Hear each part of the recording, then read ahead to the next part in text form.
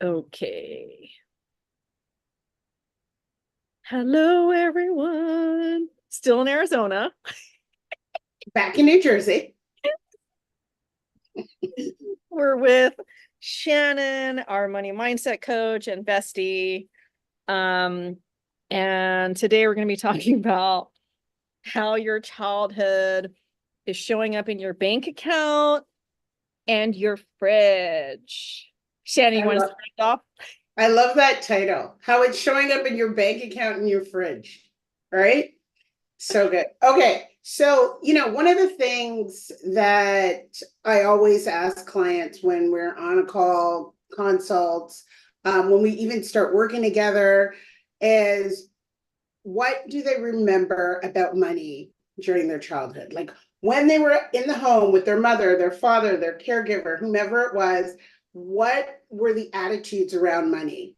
And it's so telling how we bring those attitudes into adulthood. Whether, if both parents, let's say they fought about money, or say they never talked about it, or they talked about it all the time, or they were stressed about it, or whatever the case may be, you see it showing up some way, somehow in that adult's childhood, from their childhood in their adulthood. And they are always amazed when they go through the whole exercise of describing the first time they talked about money and what that looked like.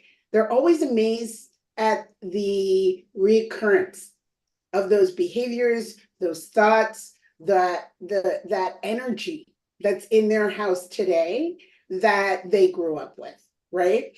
And Right. then, of course, you have two people who obviously grew up in different households. They come together bringing their childhood experiences into the house, and then it's like, oh yeah, we want to be together, we want to have a life together, we want to sometimes start a family together, and we haven't explored what we're bringing to the union when it comes to money. And I Right. can assure you, it shows up with everyone all the time. And it's just really miraculous to see. I know I've talked about, like, with my childhood, my parents emigrated. And so they were in their original country, they were poor.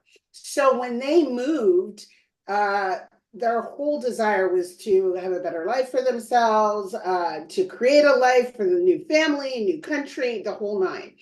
And so that impoverished thinking that they had, I'm not saying this is the case for everybody who grew up poor, but for them, they were so committed to never being poor again that their whole existence was and is still around ensuring that their money is taken care of, and that they never do anything too frivolous, too fun, too over the top, so as to ensure that they never end up in poverty again, Mm. right? Now, I didn't grow up poor, right? But as a result of having parents who grew up poor, I was very cognizant of, like, oh, this is how you use money. And money is this weird thing, and you've got to stash it away. And because I couldn't, and they didn't talk about it.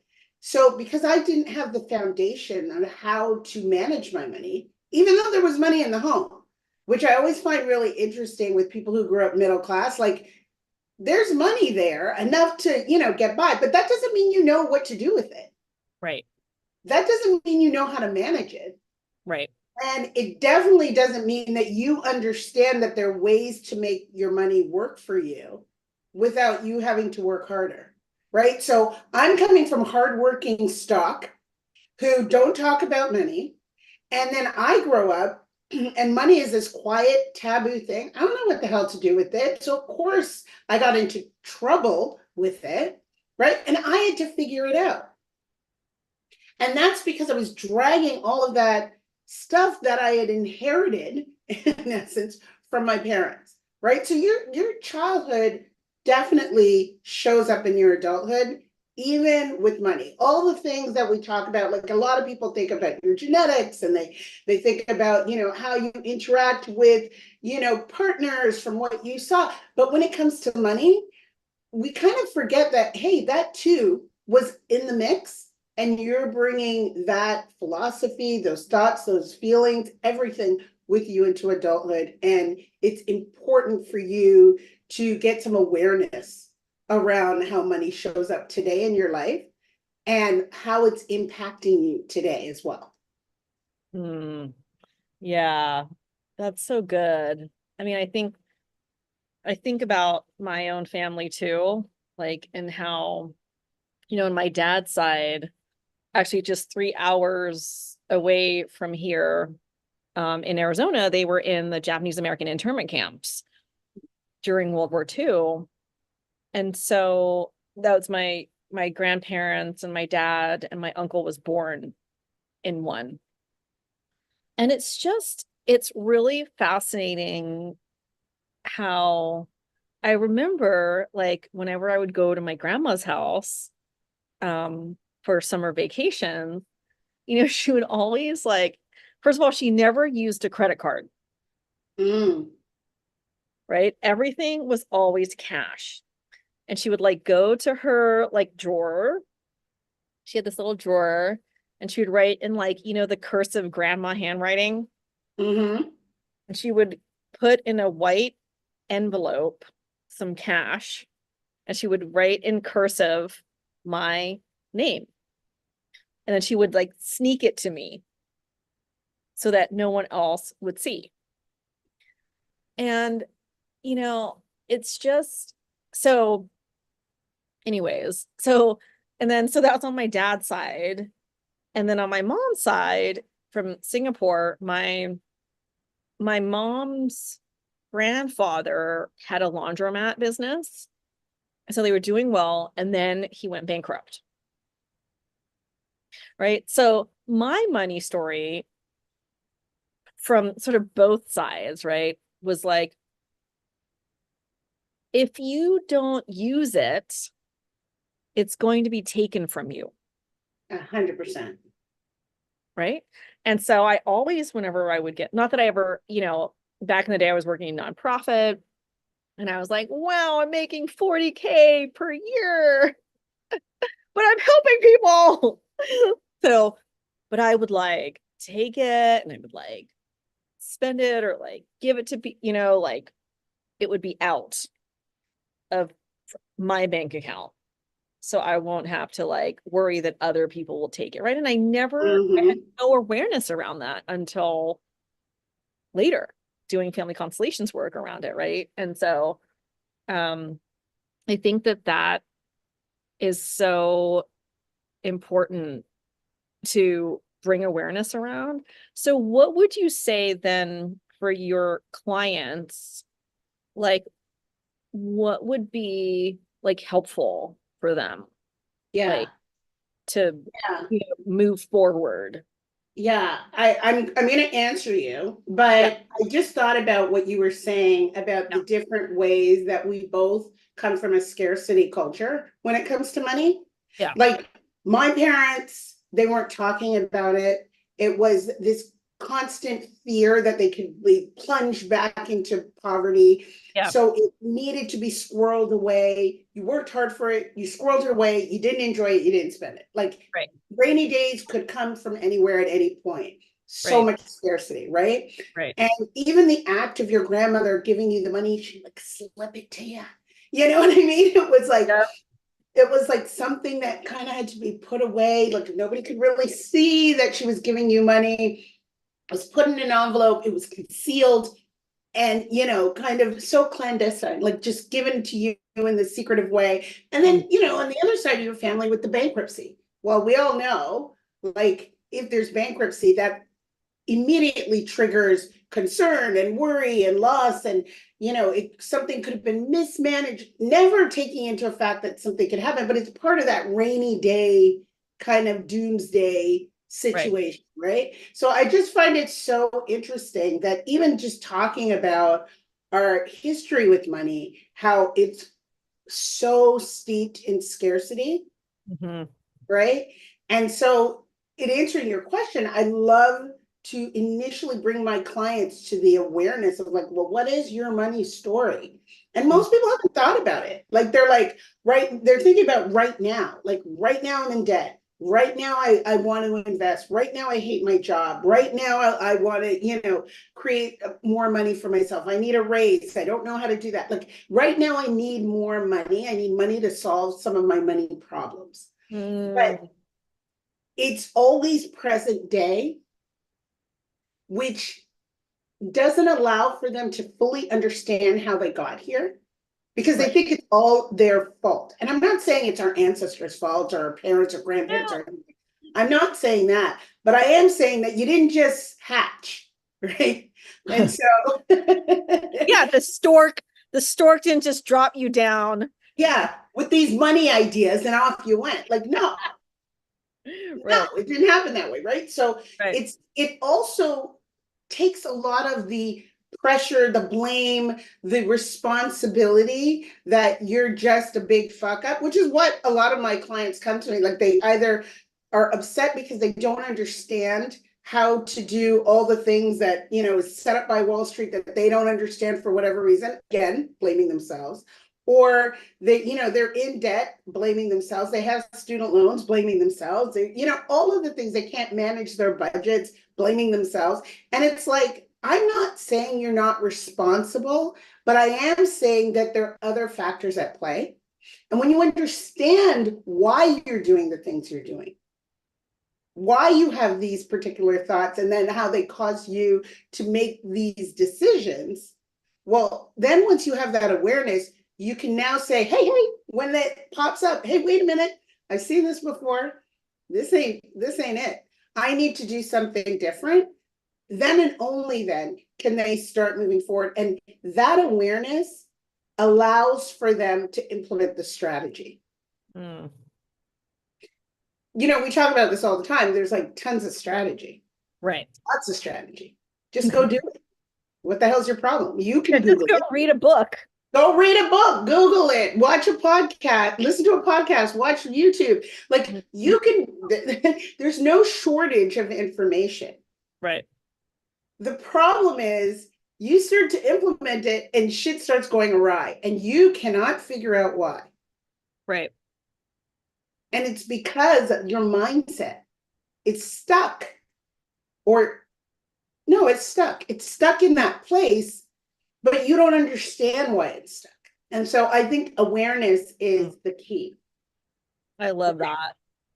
While you were talking, I'm also thinking about like how, people jumping, right? So they're here in the present, but they're facing the past, the parents, Mm. and they're carrying. I raised my hand. They're carrying their parents' money story or their grandparents' money story. In my case, I was carrying my grandparents' money story for them. And so no matter how much, if I'm looking this way, no matter how much I want to like have a plan, like have a strategy, like, do something different, get out of debt. Unless you address the past, you cannot turn your body to be in the present and then eventually turn your body to move forward into the future, into your future. Mm-hmm. And also carrying someone else's story is not your own. We've talked about carrying Chad's story, the Brad's and the Chad's stories. Those are not yours, right? But ultimately, I love the piece on awareness, right? Because there's awareness, acknowledgement, and then action, right? Mm-hmm. But what that's like we talk about this on retreat, the triple A method, but really, I think, when you're talking about your clients, and I've seen this with my clients too, like how they're blaming, like the self-blame of, oh, I'm in debt, or I've got student loans, or I don't know how to do complicated Wall Street. That that's not their money story because it doesn't serve them. And because it's also not neutral. we want to get to a place of like neutrality. So us and then money, and then the relationship here is neutral, not carrying someone else's money story and it's really big. And so we're sort of like bogged down, right? Well, let's talk about that though, because this concept of neutrality, like I'm not saying that I am even close to being neutral when Sure. it comes to money. I'm not, right? I'm very aware of my money story. I work on it every day. And to add insult to injury, it's like having kids can trigger your money stories once again. So even if you think that, oh, I'm all good, I'm set, I get it, whatever, they will come up with something and you're like, what? Like you're like I'm right back at square one. So Right. I don't know if we'll ever, or I'll speak for myself, I'll ever achieve complete neutrality when it comes to money. Mm. But what I do want to be comfortable with is talking about it, right? Mm. And that could just Yeah, be from where I'm coming from. I totally. don't want to judge it. I don't want to Right. judge myself because of the way I use it or how I use it. Right. Um, I just want to be open with it, and I want more people to be able to talk about it. Now, that doesn't mean going around broadcasting, oh, this person's a multimillionaire. No, it means that you can have these conversations with the people that are important to you in your life, and you can express freely what you want to do with your money, how much money you want to have, what money makes you feel, like what you enjoy about money and Right. what you're afraid of with money, like just to be able to have these discussions about it. And I Mm. think the imagery of someone who can't face forward because they are so bogged down with looking back, carrying someone else's backpack, their stories, their history, their trauma with money is it's so poignant to me because I see my clients who are there and they berate themselves when it's like that isn't even your shit, that is not your stuff to carry. Yep. But and they can't figure out like, oh, why can't I do A, B, or C? I can't implement any of these strategies, or I can't be consistent with them, or I'm impatient, or whatever the case may be. They can't follow through. And it's because you're looking in the wrong direction and you're carrying somebody else's stuff. Right. And I like what you said about the neutrality piece. I don't think I'll ever be neutral either, but I think maybe there's a spectrum, Oh, right? absolutely. Yeah. Of neutrality or right, because I think um the thing is what's coming through as you're talking is that also the the reason that you're able to openly talk about money. And I love what you said. It's not about like, oh, that person's a multimillionaire, or maybe it is, whatever, But I think the reason that we're able to talk about money, or maybe this is my theory, is that it's because you have somewhere along the spectrum, you've come some way and you've been like more neutral than you were before about money, right? Because if you were less neutral, the folks that are less neutral, it's harder to maybe open up. What are your thoughts? Absolutely. Well, life isn't static, right? So there are points in time where I was like, really Mhm. stressed and hyper alert, and money was taboo. And for all of the reasons, right, that we've Right, talked about a lot, being right, childhood and, experiences and people around you and the way they talk about money and how they interact with money. but then you could get to a point of neutrality, but then life can happen Right. again Right. and it can hurl you back into a different situation, right? And so I think that it's really important to know that, though, you may never be completely neutral. I will say Mm. that with more money, more often than not, people feel a lot more neutral than without it. Okay. So it's very difficult to feel neutral about money when you're broke. It's difficult to feel neutral about money when you're stressed and concerned, and a lot of your problems can be taken care of with money, Right. right? So that level of neutrality also comes with, a few dollars in the bank, right? Mm. It does come that way. And even when there's certain things that pop up in life, having money and that one thing that you can take off the table as a concern, having that removed helps. You may not Right. be able to quantify it at that time, right? But I can assure you that just adding the stressors of not having money, Mm.